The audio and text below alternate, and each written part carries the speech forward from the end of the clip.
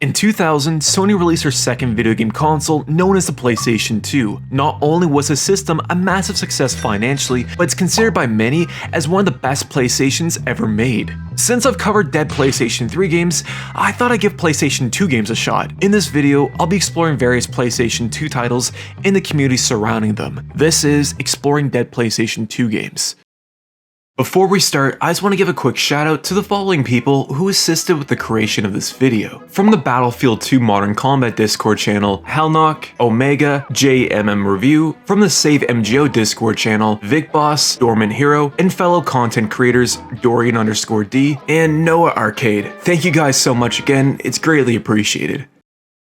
I want to take you back this time to 2006. Maybe you rented Borat at your local Blockbuster for the first time. If you had a functional Xbox 360 that year, you were probably pissing off guards in Oblivion. Or if you were patiently waiting for the PlayStation Triple later that year, you might have been passing time playing one of the best multiplayer games in the PlayStation 2. That of course being the original Metal Gear Online. Released earlier in 2006 was Metal Gear Solid 3 Substance, a remix of sorts of the original MGS3 with various quality of life improvements, just to name a few. Included with MGS3 was a separate disc that contained the online experience known best today as Metal Gear Online 1. Like many games on the PlayStation 2, it was shut down over a decade ago, but it's been fully revived thanks again to the hard work of the Save MGO team. Since I've already covered the PlayStation 3 version, I thought this would be the perfect opportunity to go back in time and revisit the original game. After figuring out how to get this running on my old PlayStation 2 Slim, I finally logged in. I came across one server by a dude going by the name of Luis99Wolf, with about 7 other players on a random Monday night. Since there wasn't any other servers, I decided to give it a shot.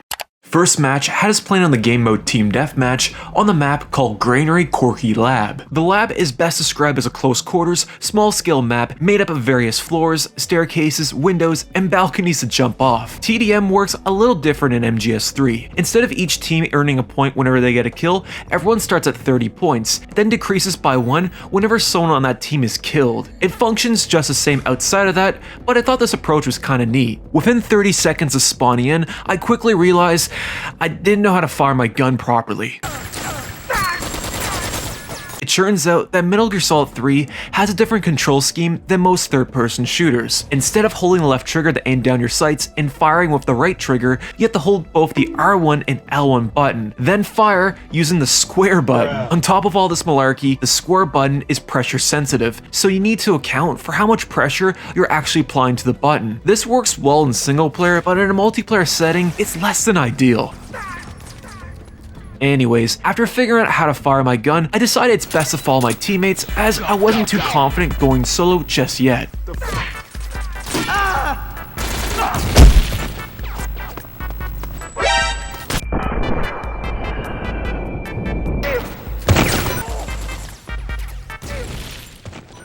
Combat in MGO1 is pretty easy to pick up and learn. You can either aim in third person or in first person. If you decide to aim down your sights, it's much better for long range combat, but also has a lot more recoil to account for, and you're unable to move while in that position. On the other hand, third person, you do have a lock-on aim assist, which is very easy to use. Some might find it's not as in-depth or challenging to learn quite like MGO2's combat system, but personally, I quite liked it, as I needed any assist that I could get. Like in MGO2, every time you respawn, you're given a weapon loadout to choose from. There isn't necessarily a lot of weapons here, however, each gun has their own use case for most scenarios. Personally, I like the shotgun a lot. It's perfect for maps like this and very satisfying to land kills with. There's also special weapons that you can pick up across the map too, such as a flamethrower and an RPG. Later on in the match, my boy Leon UBC planted a wank magazine and hoping to catch the enemy team with their pants down. Instead, he ended up catching myself, which he promptly kicked my ass afterwards. After that, I logged into another server, hosted by The Real Champion. It claims to be a room for real players versus fake players. I don't know what I fall under, so I jumped in anyways. We played on the map Kill House on the objective mode called Capture Mission. Each team has to capture this frog thing called Q10, then bring it back to their base and protect it, while the other team has to intercept and steal the frog. Kill House is a tiny map. Think Call of Duty 4 Shipment, but 5 times smaller than that. It's a decent map, but nothing that will blow your mind. The actual match wasn't eventful outside of myself and Leon getting completely destroyed by a shotgun a few times. I ended up revisiting MGO a few days later and had a chance to try out a few other maps during my time with this game, one of them being called Lost Forest. As the name implies, Lost Forest is a small sized map ideal for close quarters combat. Majority of the map is made up of hills and trees scattered around the level, as well as a good amount of tall grass to hide in. I decided to take advantage of the grass and hide claymores in them. My only real issue with this map is that given its size, you have more chances to get spawn killed, but outside of that, I liked it. The next one was called Browntown. Considered one of the largest maps in this game, Browntown is made up of a main road where a vast majority of the combat takes place, but also has a good amount of enterable structures as well too. This level is more ideal for objective-based modes and flows a lot better when you have a larger player party size. One cool aspect about the original MGO is that whenever someone dies, instead of the usual spectating other players until the round is over, you can respawn in this afterlife sort of way. The people still alive can still see you, but you're unable to interact with them. I thought this was a unique approach and wish more games took influence from this. The last match I joined had myself and a few other fellas chilling in the middle of the map, waiting for other people to join. We spent the majority of the time bantering among each other and appreciating our time together. At one point, we all got in line and posed for a photo. Then, Luis had a grand idea of getting everyone in boxes and marching across the map in a train-like formation. We eventually came to a stop in which I ended up pissing off this dude going by the handle Tef Pringler X, in which he stunned me and proceeded to drag my ass around the map. Eventually, a fella going by the name of Meat Spin, Jesus Christ, joined the game. Out of all the matches I had played on, this was my favorite one, as it highlighted just how great this community truly is. It's definitely more laid back than its PlayStation 3 counterpart, as I didn't feel that hyper-competitive nature quite as much here. Overall, I really enjoyed my time with the original Metal Gear Online. It's one of those type of experiences where you really need to fully embrace its jankiness to appreciate all the things it does right. This community could use more people, so in this video's description, I included a link to Save MGO's website as well as their Discord channel. If you need help logging on, I also included a guide that I used to make this video. Definitely give the original Metal Gear Online a try, it's well worth your time. Up next was Battlefield 2 Modern Combat. When getting ideas for this video, I wanted to explore some truly forgotten about games. Battlefield Deuce's Modern Combat seems to fit that criteria quite well. Not only was this one of the few Battlefield games that were console exclusive, but offered something completely different that you couldn't find on the PlayStation 2. Now, EA originally shut down Modern Combat 2 over a decade ago, but thanks to the team going by the name BFMC2 Online, they managed to restore not only the servers to this game, but also fully revived it with all the original functionality, including things like leaderboards and its level progression system. Being curious and nostalgic about this game, I hopped online and gave it a try. The first server I joined was with 5 other people on a map called Backstab. Backstab is best described as a large-scale map nested between a village and the surrounding desert. A lot of the buildings in Backstab are also enterable too, giving you places to take cover or flank the opposing team in. One of the first things you'll notice when you spawn in is just how different this game feels compared to other entries in the series. Your character moves a lot faster despite not having an option for sprint. It almost feels like your dude is moonwalking over surfaces in this game, if that makes any sense. Like many other Battlefield games you've played before, Modern Combat 2 is a class-based first-person shooter. You have your Assault class, which is more ideal for offensive, close-quarters combat. The Sniper class, which as the name implies, is ideal for more long-range defensive roles, while the Special Ops, Engineer, and Support class are more suited for pretty much everything else between combat. You also have a good variety of vehicles to choose from in Modern Combat Deuces. You have your typical jeeps, tanks, and of course helicopters to pilot, which all feel pretty nice to control too on the DualShock controller. This game is much more difficult than I originally remembered. Back in the day, I spent countless hours on the 360 version, and if my memory serves me right, I believe I did a lot better back then, but almost 20 years later, I couldn't get a kill for the life of me. So how did the match go? When I joined, my teammates were taking shelter in this building, as the enemy team kept pressing us with airstrikes and helicopters. One dude on my team, going by the name of Bloodfire, decided to take matters in his own hands and try to take out the chopper. It was at this moment that he knew. He fucked up. Realizing we wouldn't get anywhere just sitting in the building the whole game, I attempted to sneak out of the complex and surprise flank the other team. This fella, going by the name of SX Eminem, kept grinding my nuts every time we crossed paths.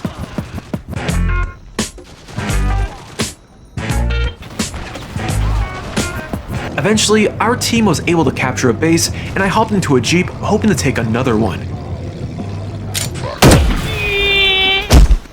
Fast forward into the game and things aren't looking good, as we only have one base left. On top of this, Slim Shady and the D12 crew kept spawn killing us repeatedly.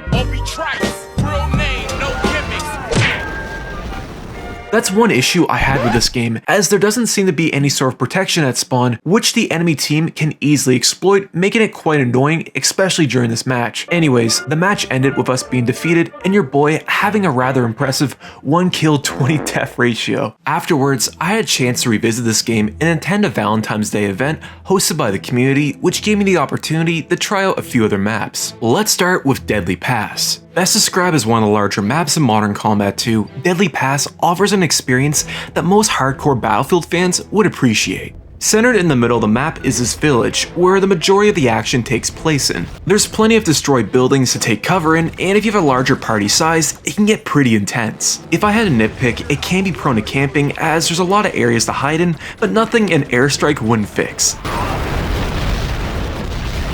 The actual match itself wasn't too eventful outside of accidentally pushing my teammate into a landmine.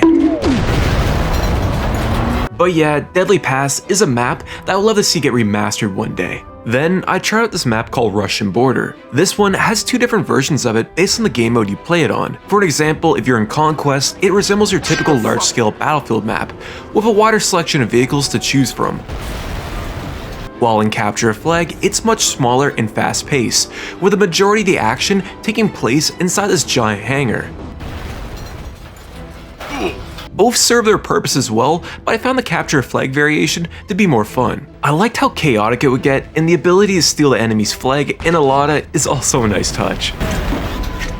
Battlefield 2 Modern Combat has also aged really well for a PlayStation 2 game. Graphically, this might be one of the most impressive looking titles on the platform. The lighting in this game reflects off surfaces naturally, but also has this cool, almost God Ray effect through open doors, which just goes to show how talented DICE is as a studio. Hell, even the skyboxes in this game are top notch. In short, Battlefield 2 Modern Combat is an underrated PS2 game that any fan of the series should try. It's not only approachable, but also has some pretty solid maps and isn't too complicated to understand if you're new to the series. Just like MGO, I left a link to both BFMC2 Online's website and Discord channel in this video's description, as well as guides showing you how you can play it online again. SOCOM 2 was up next. Back in the day, this series was quite popular on the PlayStation 2, and for good reason. SOCOM delivered an experience you simply couldn't find on an Xbox, being a tactical third-person shooter with a strong emphasis on teamwork versus going solo. There still is a dedicated community surrounding this game that plays it daily, and since I never got the chance to play it before, I thought now would be the best time to give it a shot. After fighting with my PlayStation 2 for over 2 hours to get this game up and running, I was finally able to create my account and log in. I came across this room going by the name of Another One, with about 12 other players in the lobby. Seems interesting. Let's go check it out. First match had us playing on a map called Desert Glory on the game mode Extraction. If you've never played this mode before, basically there's 2 teams. You got the Navy SEALs and terrorists. SEAL team has to find and extract hostages to their base, while the terrorists have to prevent them from doing so. Desert Glory is one of the most beloved maps in the series, and honestly, I can see why. Its scale is perfect for any player-sized population, there is a generous amount of enterable buildings for you to flank from, and the level has a fun yet almost chaotic flow to it. One round had myself and a fella going by the name of Commodore taking cover from the enemy team. We ended up getting flanked, in which Commodore saved my life. I ended up repaying him moments later by accidentally shooting him. Fast forward to the end of the round, and I was the only member of my team left. Not having a sweet and sour shit of knowing what I was doing, I spotted an enemy name tag in the distance and proceeded to open fire. Once the game ended, I felt bad and I apologized to my team, and not for nothing, they seemed to forgive me at least. Next round, we played on a map called Rat's Nest on the game mode Suppression. Rat's Nest is set inside an expanding cave, with the map layout almost resembling a circle. Some might find the grenade spam in this level to be a little too much, but if you can tolerate that, there's a lot to like with this map. Speaking of things I liked, the combat in this game is a lot of fun. At first, it can be tricky to understand as you rely on aiming with the reticle on your screen, but once you get the hang of it, kills are really rewarding, and I found myself getting better the more time I invested into this game. Now, you are at a disadvantage if you use original PlayStation 2 hardware, since most of the community nowadays sticks to emulating this game on PC, which doesn't have to deal with the limitations such as draw distances or muddier visuals. Personally, I prefer using actual hardware, so I accepted my fate and saw it as a fun challenge, if anything else. The last map I had a chance to play on was called Blizzard on the game mode Demolition. In Demolition, both sides had to find a satchel and plant the bomb at their opposing team's base, with the other team being tasked with defusing it in time. Out of all the maps I played on, this is my favorite one. I really dig the whole winter aesthetic that this level has. Things like the falling snow and the partly lit road really adds to the immersion that you're fighting for a snowstorm. There's also some nice subtle details here too, like how you make footprints whenever you walk through snow, or how your body forms around it whenever you die. One funny thing about SOCOM too is you can do this thing called victory dance whenever you kill someone, which is pretty amusing to watch. That being said, for a game that came out 21 years ago, it's pretty damn impressive if you ask me. The only experience I had with SOCOM prior to this was SOCOM Confrontation and Fireteam Bravo on the PSP, and back then I thought that was incredible at the time. Little did I know, I missed out on something even better. My time with SOCOM 2 was really enjoyable. The fact that Sony has shown no interest in revamping or bringing this franchise back is a damn shame.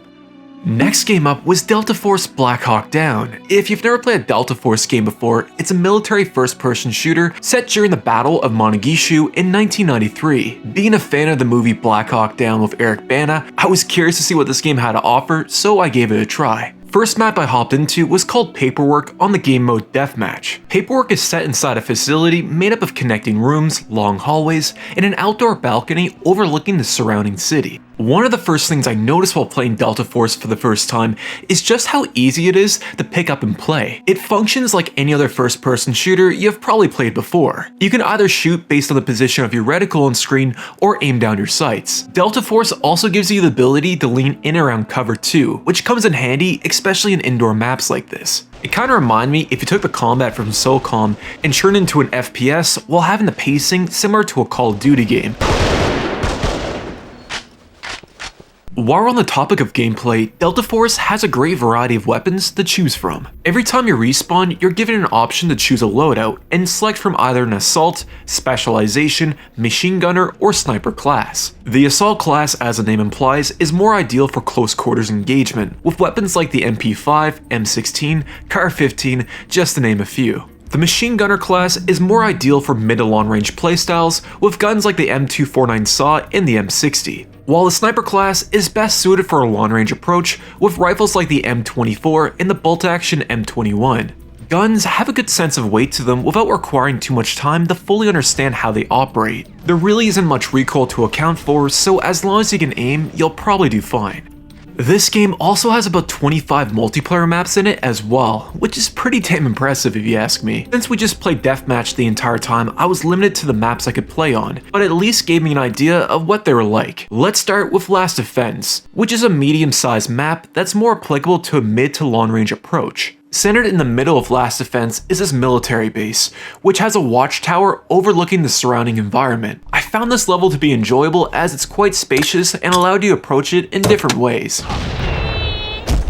You also have Shadow of Death, which remind me a lot of Last Defense in terms of scale, but much more expanded on and surrounded by hills that you can climb. As you probably guessed, you want to stick to sniping here from a distance than going full guns blazing. My only real complaint is I can be prone to camping considering the amount of windows and destroyed buildings that you can hide into. There's also one map called the Watering Hole, which is made up of a street surrounded by what looks like an apartment block. This level is a lot more intricate than it actually looks on the surface, as the majority of the buildings that you can see are fully enterable, as well as some of them are made up of different floors that you can maneuver as well too. It might not be the most awe-inspiring map in this game, game, but its pacing and versatility makes up for it. Then you got batshit crazy maps like Enemy Territory, which essentially plays like Shipment from COD 4 on steroids. This one is very fast paced and has a completely different feeling than any other map in this game. Some might find this one off-putting, but honestly, it's kind of a nice change of pace. It's perfect for those who like arena-style maps. Although I didn't get to spend too much time with Delta Force, I'm really glad that I gave it a shot. It plays like other arena-style first-person shooters and doesn't take itself too seriously. It's approachable, addicting, and most importantly, fun. If you're burnt out from Call of Duty or sick and tired of Battlefield, then I highly recommend giving Delta Force a try. Also, I hope this game gets remastered one day. There's something truly special about gaming in the mid-2000s. Maybe it was the back-to-back releases of quality or memorable experiences that I still think about to this day. This was an era where you could play a game where you walk into a liquor store, purchase a 40-ounce and a blunt, get completely wrecked, and then go play in traffic. Real trap shit. Also released in this era was Call of Duty 3. Although you can't do an Edward 40 hands in this game, it still is a relatively forgotten about title that offers a unique experience. The PlayStation 2 version has a very small community that still plays this game daily, so why not? Let's go check it out. The first match I hopped into had us playing on the map called Verdun, playing the game mode War. That's described as a medium-sized map with the majority of the action taking place via trenches, bunkers, and a tunnel connecting both sides of the level together. It's a decent map as long as you have a good amount of people to play with. One of the first things that became evident to me is just how much this game actually feels like Call of Duty 3. A lot of other 7th gen titles ported to the PlayStation 2 were either a completely different game or downgraded significantly. Treyarch did a great job of bringing the core gameplay experience to the PlayStation 2, as you still have the class-based system that this game was known for. Graphically, yeah, they had to downgrade it in order to make it work on the PlayStation 2, but it's really not that bad. Everything resembles what it's supposed to, and not for nothing, it's actually kind of impressive what they're able to pull off here. So how did the match go? When I joined, my team had already capped one base and was attempting to capture the second point nested inside a bunker. Me and my boy Little John decided to camp for a bit and then attempt to take the objective. Nope. When I respawned, there was a fella camping inside our own base that didn't see me at first, so I tried to take him out. He quickly realized I was behind him, which turned into a gunfight. Out of nowhere, he instantly dropped dead thanks to my teammate Evil Josh saving the day. Anyways, we end up capturing the middle objective with our team only needing 1 point left to win the game. This went on for a good 5 minutes, with both teams fighting back and forth for the last control point. We finally somehow managed to cap the objective and won the game. If you haven't noticed already, this version of Call of Duty 3 is really janky. Whenever someone dies, the body ragdolls as you expect, but most of the time it'll clip into anything in the environment. There's also a lot of weird audio issues depending on the map you play on. For an example, if you go in Elderdam and use the STG-44, the reload sound effect is completely missing. There's also no death sound effects too, so whenever you die, it's just this awkward silence. Honestly, it's just kinda goofy considering how unstable it feels. Afterwards, we played on a map called Ruin, if I'm saying that right. It's one of the only COD 3 levels without vehicles and is one of the smallest maps in this game. Most of the action takes place in a town hall, centered right in the middle of the map. I've always liked this part of the level, as you can climb to the top of the building, which gives you a great vantage point overlooking the entire town. Ruin is an alright map, but nothing will rock your socks off. I spent most of the round mowing down fellas with my shotgun.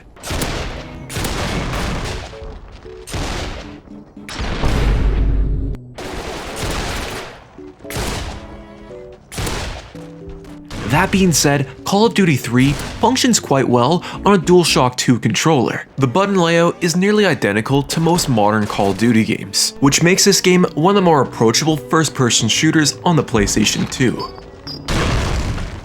When compared to the community for this game versus its PlayStation 3 counterpart, it's much smaller. The PS Triple Ballin has the added benefit of still being on the PSN, so anyone with a copy can simply log online and play the game that way. While on the PlayStation 2, you have to go for the hassle of swapping the DNS, as the actual servers won't work if you don't do that. That being said, people still playing this game were pretty friendly. I had one lobby where it's just myself and this dude going by the name Ya Know Who, where we spent the majority of the match shooting at things, attempting to do stunts in a Jeep,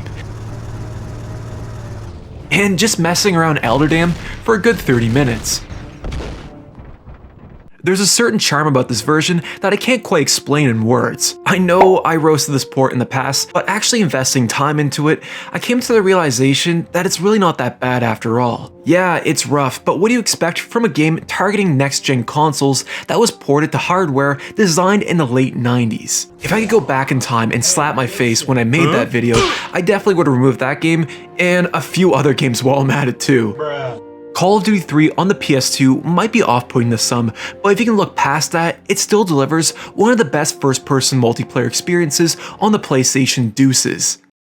Now, this video just scratches the surface on dead PlayStation 2 online games. I plan on revisiting the series again, covering the titles that I missed in the near future. But if you made this far, I just want to say thank you so much for watching my video. This project was hands down the most technically challenging one, as I was faced with more issues than I could count. I also want to say thank you to the community for all their support and patience while I figure this stuff out. It's been a rough month to say at least, and you guys had a lot of really nice things to say and encouraging me to push forward. I really do appreciate that, and from the bottom of my heart, thank you so much. If you enjoy this style of content, please consider leaving a like or even a subscription. It's greatly appreciated. Hopefully this next project doesn't take a month to make. But until next time, fellas, peace.